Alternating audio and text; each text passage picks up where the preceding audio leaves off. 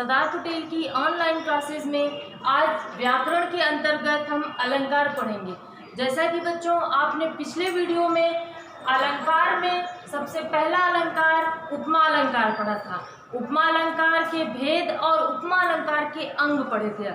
जैसा कि उपमा अलंकार के अंग में उपमेय, उपमान, वाचक शब्द और साधारण गुण, ये 4 अंग होते हैं, वो आपने पढ़ा था। जैसा कि बच्चों उपमा में 4 अंग आपने पढ़े थे, उसी प्रकार रूपक में भी 2 अंग होते हैं। अंग अर्थात उपमेय और उपमान। जैसा कि रूपक की परिभाषा ही होती है जहाँ उपमेय में उपमान का भेद रहित आरोप हो, अर्थात उपमेय जैसा कि बच्चों बताया गया था आपको, उपमेय जिसकी तुलना की जाए और उपमान जिससे की जाए, और यहाँ पर तुलना न करके उपमेय को ही उपमान मान लिया जाता है। जैसे जहाँ उपमेय में उपमान का भेद रहित आरोप हो वहाँ रूपक अलंकार होता है। इसका उदाहरण बच्चों देखते हैं। चरण कमल बंदो हरि राई। इसमें सबसे पहले बच्चों इसमें प्रभु के चरणों को कमल से तुलना नहीं की गई है, यहाँ पर भगवान के चरणों को कमल ही मान लिया गया है। जैसा कि ये सूरदास की पंक्तियां हैं, आपके कोर्स में भी दिया गया है। इसका अर्थ होता है चरण कमल बंदो हरि राई, मैं प्रभु के कमल जैसे कमल की के समान चरणों की वंदना करता हूँ। अर्थात इसमें चरणों को कमल से तुलना न करके कमल ही मान लिया गया है। बच्चों इसीलिए इसमें भेद रहित आरोप किया गया है, अर्थात कमल और चरण में कोई भी भेद या समानता नहीं की गई है, चरण को ही कमल मान लिया गया है, अर्थात यहाँ पर रूपक अलंकार है। इसका बच्चों स्पष्टीकरण भी आप इसी तरह लिखेंगे। इसमें प्रभु के चरणों में कमल का भेद रहित आरोप किया गया है। इसी प्रकार बच्चों जिस प्रकार रूपक अलंकार, उसी प्रकार अगला अलंकार आपका उत्प्रेक्षा अलंकार दिया गया है। इसकी परिभाषा देखते हैं। जहाँ पर उपमेय में उपमान की संभावना व्यक्त की जाए वहाँ उत्प्रेक्षा अलंकार होता है।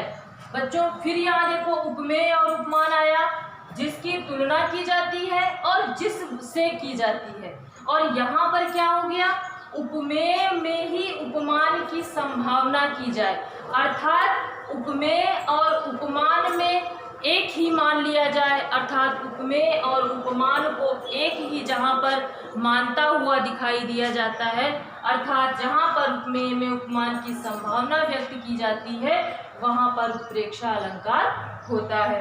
इसके कुछ वाचक शब्द दिए गए हैं बच्चों। जैसा कि इसके उदाहरण में इन वाचक शब्दों का प्रयोग किया जाता है, जैसे जन जानव, मनु मानव। इसके उदाहरण में ये शब्द अगर आए हों तो बच्चों आप ये पता कर सकते हो कि ये उत्प्रेक्षा अलंकार का उदाहरण है। इसमें कुछ शब्द हैं, वाचक शब्दों के माध्यम से इसका पता करते हैं हम। जनु जानव, मनु मानव, जनव मनव इत्यादि उत्प्रेक्षा के वाचक शब्द होते हैं। बच्चों इसका उदाहरण आइए देखते हैं। उस काल मारे क्रोध के तन कांपने उसका लगा, मानो हवा के वेग से सोता हुआ सागर जगा। बच्चों इसमें जैसा कि आपने ये शब्द देखे होंगे, देखो इसमें मानो शब्द है। मानो अर्थात इसमें उपमेय में उपमान की संभावना व्यक्त की गई है, अर्थात मानो शब्द यहाँ वाचक शब्द आया है, जिसके कारण उत्प्रेक्षा अलंकार की पुष्टि होती है। इसी प्रकार बच्चों इसका स्पष्टीकरण आप लिखोगे। यहाँ पर क्रोध में हवा के वेग तथा तन में सागर की संभावना व्यक्त की गई है, अतः यहाँ पर उत्प्रेक्षा अलंकार है। बच्चों किस प्रकार, उस काल मारे क्रोध के तन कांपने उसका लगा, अर्थात जब भी वह क्रोध से व्याकुल होता है तो ऐसा लगता है उसका तन कांपने लगता है। इसीलिए, और दूसरी लाइन बच्चों देखो, मानो हवा के वेग से, क्रोध को हवा के वेग से संभावना व्यक्त की जा रही है, और जो तन को सागर से संभावना व्यक्त की जा रही है। बच्चों इसी प्रकार इसका स्पष्टीकरण आप लिखोगे, यहाँ क्रोध में हवा के वेग तथा तन में सागर की संभावना व्यक्त की जा रही है। अतः यहाँ पर बच्चों एक बार फिर से इसकी डेफिनेशन देख लो, जहाँ पर उपमेय में उपमान की संभावना व्यक्त की जाए वहाँ उत्प्रेक्षा अलंकार होता है। तो बच्चों अगर आपको इसमें कोई भी प्रॉब्लम हो, समस्या हो, आप फिर से पूछ सकते हो। धन्यवाद बच्चों।